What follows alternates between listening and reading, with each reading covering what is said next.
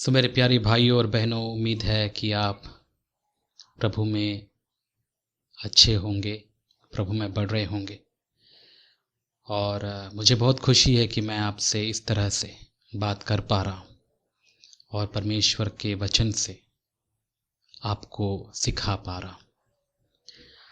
आज जो वचन हम सुनने जा रहे हैं उसको समझने के लिए हमें एक सवाल पर गौर करने की ज़रूरत है। यदि मैं आपसे एक सवाल पूछूं, बताइए मेरे प्यारे भाई और बहनों, आत्मिक आशीषें ज़्यादा महत्वपूर्ण है या फिर भौतिक आशीषें? एक बार फिर से मैं पूछना चाहूँगा, आत्मिक आशीषें हमारे लिए ज़्यादा महत्वपूर्ण है या फिर भौतिक आशीषें? अब आप पूछेंगे भौतिक आशीष क्या होता है, क्योंकि आज के समय में कई शब्द बहुत ही कंफ्यूज करती हैं या फिर उलझन में डाल देती हैं। उन शब्दों का हमें पता नहीं चलता भौतिक आशीषों का मतलब क्या है।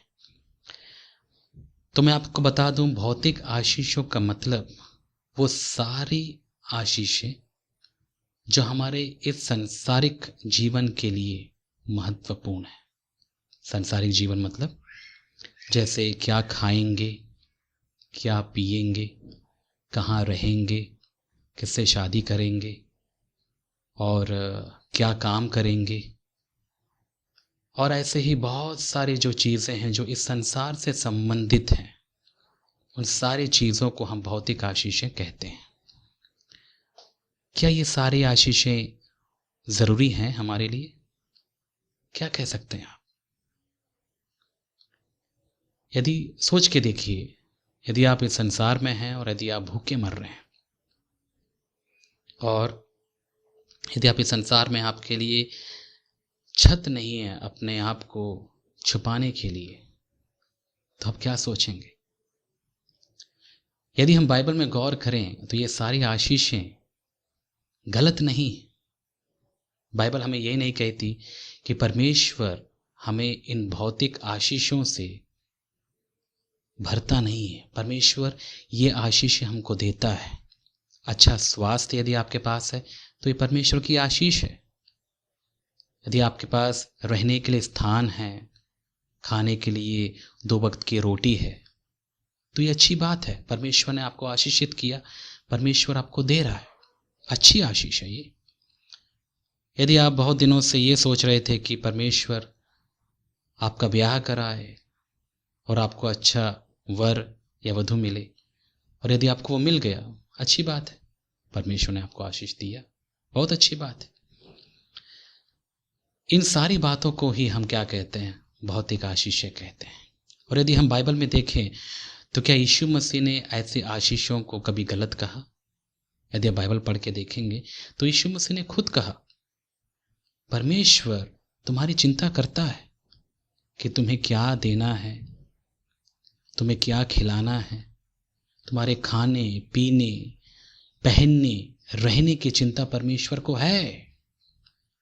यदि हम मत्ती रचित सुसमाचार उसके 6वें अध्याय में यदि हम पढ़ते हैं, 6वें 5, 6, 7 कुछ बातों को आप वहाँ पर गौर कर सकते हैं। वहाँ पर आपको पता चलेगा कि यीशु मसीह ने स्वयं कहा कि देखो इन पक्षियों को, वे ना तो बोते हैं ना काटते हैं, फिर भी परमेश्वर पिता उन्हें खिलाता है। और इन फूलों को देखो जो अपने आप को इतना सुंदर रंगों से ढके हुए हैं, परमेश्वर उनको पहनाता है। तो क्या तुम्हारा मूल्य इन सारे जानवरों से, पक्षियों से, फूल, पेड़ों से बढ़कर नहीं? बढ़कर है। परमेश्वर जब इन चीजों की चिंता करता है तो सोच के देखिए परमेश्वर हमारी कितनी चिंता करता होगा। परमेश्वर हमारी चिंता करता है और ये बात सच है। इसीलिए यीशु मसीह ने कहा कि तुम ये सारी बातों की चिंता मत करो, क्योंकि इनकी चिंता कौन करता है? परमेश्वर करता है। अब हमको पता है कि परमेश्वर इन आशीषों को हमें देता है। और यहाँ तक यदि आप प्रभु की प्रार्थना भी यदि आप पढ़ें तो वहाँ पर हम पढ़ते हैं कि यीशु मसीह ने सिखाया, रोज़ की रोटी आज हमें दे, जो कि आत्मिक और भौतिक दोनों से संबंधित है। क्योंकि मैंने आज तक नहीं देखा कि कोई व्यक्ति ऐसा कहता है कि मैं प्रभु पर विश्वास करता हूं और उसे भीख मांगने की नौबत आ जाए। क्या कभी आप ऐसा देखें? भीख मांगने की नौबत तो प्रभु के लोगों को कभी नहीं आ सकती, क्योंकि परमेश्वर इतना कमजोर नहीं कि परमेश्वर अपने लोगों को जब तक वे संसार में हैं उनको खाना ना खिला पाए, पहना ना पाए। परमेश्वर उनकी भौतिक जरूरतों की चिंता करता है।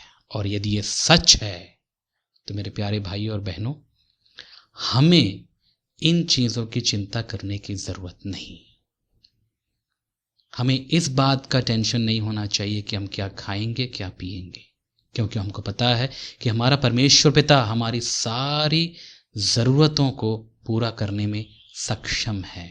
वो कर सकता है और वो हमारी चिंता करता है। तो यदि ये यीशु मसीह का वादा है कि परमेश्वर हमारी चिंता करता है और हमें चिंता करने की जरूरत नहीं, फिर भी यदि आप चिंता कर रहे हैं तो इसका मतलब आपको यीशु मसीह के वचनों पर विश्वास नहीं, या तो आप यीशु मसीह से ज्यादा स्मार्ट हो गए फिर। इसलिए हमें इस बात से खुश होना चाहिए कि यीशु मसीह ने यह वादा किया कि परमेश्वर हमारी फिक्र करता है। ये बात सच है और इसीलिए पूरे विश्वास के साथ हम इन वचनों पर विश्वास करें कि परमेश्वर ही है जो हमारी इन सारी ज़रूरतों को पूरा करेगा, आज भी कल भी। जब तक हम इस संसार में हैं परमेश्वर इन चीज़ों की चिंता या फिक्र करता है। तो एक बात तो तय है कि हाँ, परमेश्वर इन संसारिक या भौतिक आवश्यकताओं को पूरा करता है, हमारी ज़रूरतें पूरी करता है। लेकिन सवाल ये उठता है,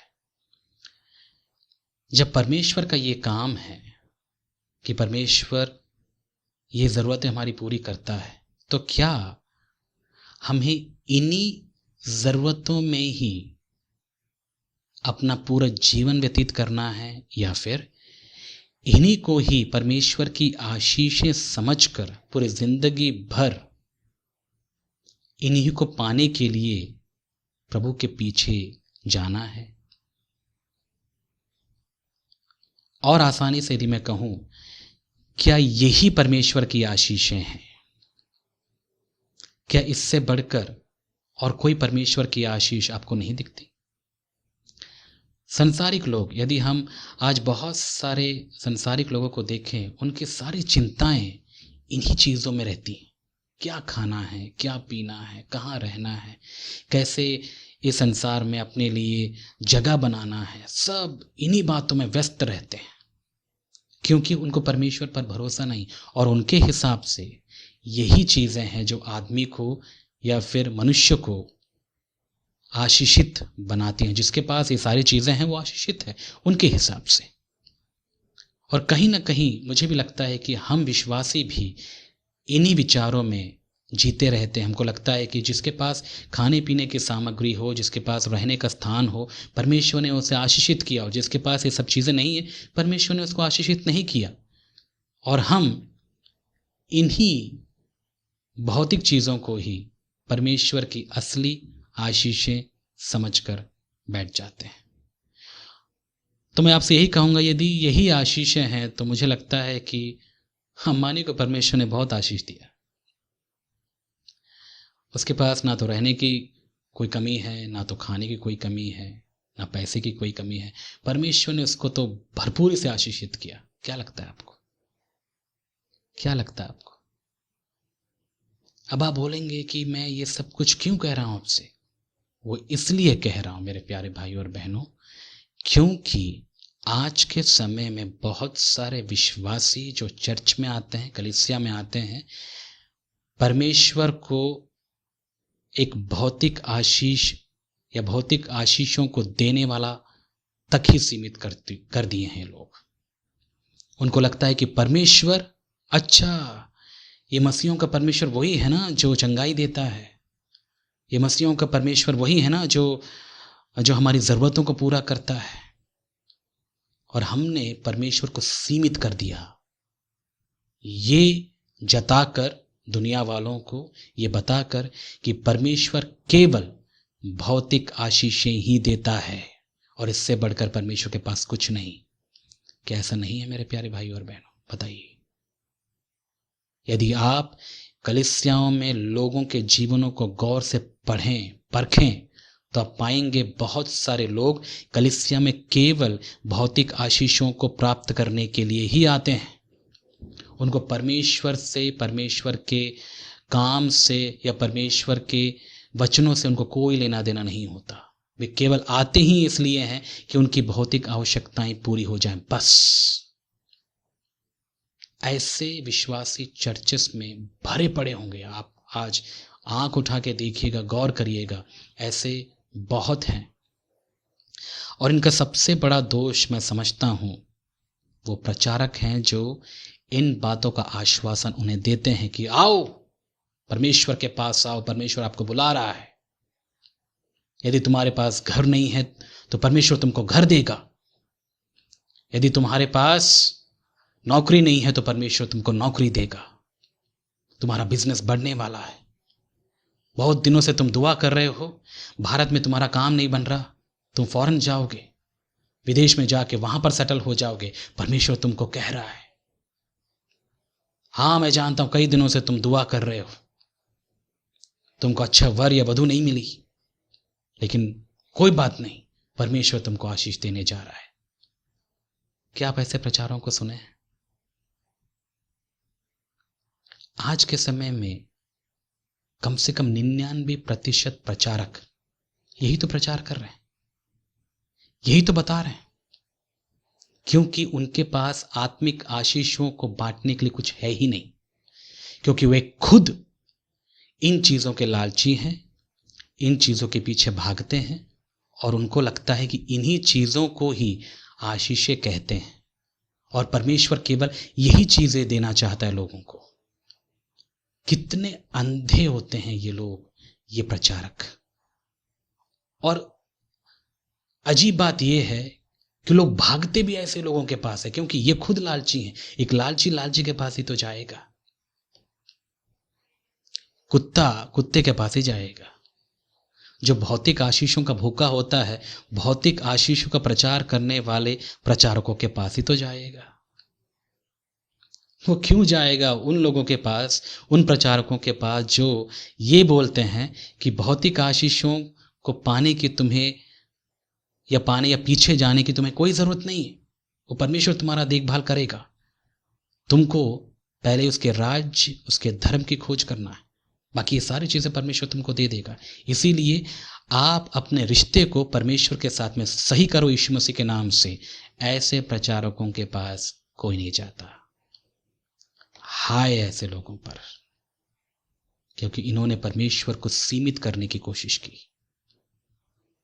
परमेश्वर की आशीषों को उन्होंने इतना सस्ता बना दिया। क्या ऐसे लोग आपको नहीं मिलते मेरे भाइयों बहनों? बहुत हैं आज कलीसियाओं में।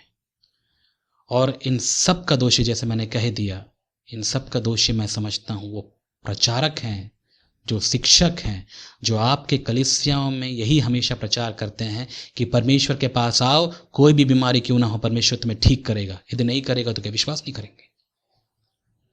यदि परमेश्वर 2 वक्त की रोटी नहीं दिया, एक दिन उपवास करने बोला, तो क्या परमेश्वर के पास नहीं आएंगे? यीशु मसीह भी मनुष्य बनकर इस संसार में जिया। एक बार एक शिष्य यीशु मसीह के पास आकर कहता है, प्रभु मैं भी तेरे पीछे आना चाहता हूं, तेरा चेला बनना चाहता हूं। यीशु मसीह ने भांप लिया, समझ लिया उसके मन में क्या है। उसने कहा,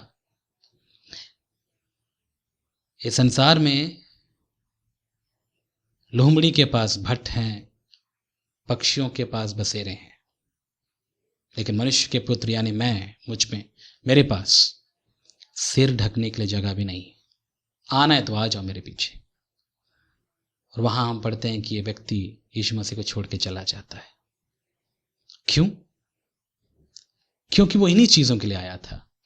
आज ऐसे लोगों की कमी नहीं है। इसीलिए मैं गौर करता हूं, कई लोग चर्च छोड़ के चले जाते हैं क्योंकि उनकी भौतिक आवश्यकताएं पूरी नहीं होती और वे एक गलत जगह में आ जाते हैं और उनको वैसे प्रचार सुनने होते हैं जहाँ पर उनकी भौतिक आवश्यकताओं को बताया जाए, उनका समाधान किया जाए। अब मैं ये नहीं कहता कि परमेश्वर इन चीज़ों को नहीं देता, परमेश्वर देता है। जैसे कि मैंने पहले ही आपको कह दिया, परमेश्वर इन बातों की चिंता करता है, लेकिन हमें विश्वास नहीं है ना। हमको विश्वास ही नहीं कि परमेश्वर अपने वादे के अनुसार हमारी इन ज़रूरतों को पूरा कर सकता है। इसीलिए हम परमेश्वर के बातों पर विश्वास ना करके हम अपना जोर लगाते हैं और इन चीज़ों के पीछे भागते हैं। और आज के समय में जितने मसीह लोग भौतिक चीज़ों के भागते हैं, लालची लोग, ये आत्मिक आशीषों के कद्र को नहीं समझते हैं। और मैं आपसे कह ही रहा हूँ कि इनका दोषी और कोई नहीं है, वो प्रचारक हैं जो इन चीज़ों का प्रचार करते हैं। अब मैं आपसे क्यों कह रहा हूँ मेरे प्यारे भाई और बहनों, देखिए आप प्रभु के शिष्य हैं और जब आप प्रभु के पीछे चलने का ठान ही लिए हैं तो आपको इस बात पर गौर करना चाहिए और ऐसे प्रचारकों के प्रति सावधान रहना चाहिए जो आपका ध्यान परमेश्वर के सच्चे आत्मिक आशीषों से हटाकर इन भौतिक आशीषों के पीछे आपका ध्यान भटका दे। यही तो मूर्ति पूजा है। आप बोलेंगे मूर्ति पूजा, ये कैसा हो सकता है मूर्ति पूजा? क्या आपको पता नहीं? परमेश्वर को छोड़कर यदि आप और किसी वस्तु पर अपना मन लगाते हैं तो वो वस्तु या वो व्यक्ति आपके लिए मूर्ति है। और आज बहुत सारे विश्वासियों का मन इस संसार में, इस संसार की आशीषों में, पैसे में, दौलत में, प्रॉपर्टी में लगा हुआ है। बहुत सारे लोग, और ये अपने आप को बड़े शान से कहते हैं कि हम मसीह लोग हैं। पता नहीं किस ढाढ़स के साथ ये कह पाते हैं कि वे मसीह हैं, क्योंकि यीशु मसीह ऐसा नहीं था। मैं ऐसे यीशु मसीह को नहीं जानता जो एक नंबर का लालची हो, जिसका ध्यान पूरा संसारिक और भौतिक चीज़ों पर लगा हो, जो अपने लाइफ को बड़े कंफर्टेबल या बड़े सुकून से कोई परेशानी में ना पड़ते हुए जीना चाहता हो। क्या ऐसा मसीह आपने बाइबल में पढ़ा? ये कौन है फिर? यही तो झूठे मसीह हैं जिनसे हमको सावधान रहने की ज़रूरत है। और यही बात हम यहूदा के पत्री में पढ़ते हैं, जैसे कि हम पिछले कुछ दिनों से यहूदा की पत्री पढ़ रहे हैं। और यही बात हमको यहूदा की पत्री से सीखने को मिलता है, विशेष करके यहूदा के जीवन से। मुझे एक बात यहूदा की बहुत पसंद आती है। जब मैं ये पत्री पढ़ रहा था, वो अपने विश्वासियों को आत्मिक आशीषों से भरने के लिए प्रेरित करता है। वचन 2 यदि आप पढ़ेंगे, वहां पर वो अपने विश्वासियों को आशीषित करता है। कैसे? दया और शांति और प्रेम तुम्हें बहुतायत से प्राप्त होता रहे। लेकिन पता है आज के विश्वासी, आज के प्रचारक कैसे प्रचार करेंगे? पैसा, सुकून मतलब संसारिक, पैसा, घर, इज्जत तुम्हें बहुतायत से प्राप्त हो। और विशेष चंगाई भी। कई तो ऐसे प्रचारक हैं जो ये समझते हैं चंगाई मिल जाए बस, वही तो परमेश्वर की आशीष है। ऐसा प्रचार करने वाले भी आपको बहुतेरे मिल जाएंगे आज के समय में। तो उन प्रचारकों से यदि आप सावधान नहीं रहते हैं तो आपसे बड़ा बेवकूफ़ और कोई नहीं है। इसीलिए मैं आपसे हमेशा कहता हूँ मेरे प्यारे भाई और बहनों कि आप बाइबल को पढ़िए, देखिए प्रभु के लोग कैसे थे, कैसे उन्होंने जीवन बिताया, किन बातों पर उनकी प्राथमिकताएं थी, किन बातों को उन्होंने मुख्य स्थान दिया, कौन सी बातें उनके लिए महत्वपूर्ण नहीं थी, जिससे कि आप आज होने वाले इन धोखे से बच पाएं और ऐसे प्रचारकों से सावधान रहें जो आपको भौतिक आशीषों का झांसा देकर आपको प्रभु के सच्चे आशीषों से दूर करते हैं। और प्रभु की सच्ची आशीष पता है क्या है? यीशु मसीह ही है। जिसके पास यीशु मसीह है वही आशीषित है। आत्मिक आशीषों से परमेश्वर ने हमें मालामाल किया है। उन बातों पर हमें गौर करना चाहिए। इसका मतलब यही नहीं कि हमें परमेश्वर भौतिक आशीष नहीं देगा, वो उसका काम है, वो देगा, हमने पहले ही सुना हुआ है। लेकिन हमको इनके पीछे भागने की क्या जरूरत है? क्योंकि ये तो परमेश्वर का काम है, वो तो करेगा ही। मैंने कई पास्टरों को देखा विशेष करके जहाँ पर मैं सेवा कर रहा हूँ, मुझे ये बहुत दुख होता है उनको देखकर कि ये लोग इतना पैसे के लालची हैं, हमेशा अपनी नज़रें विदेशों पर गड़ाए बैठते हैं।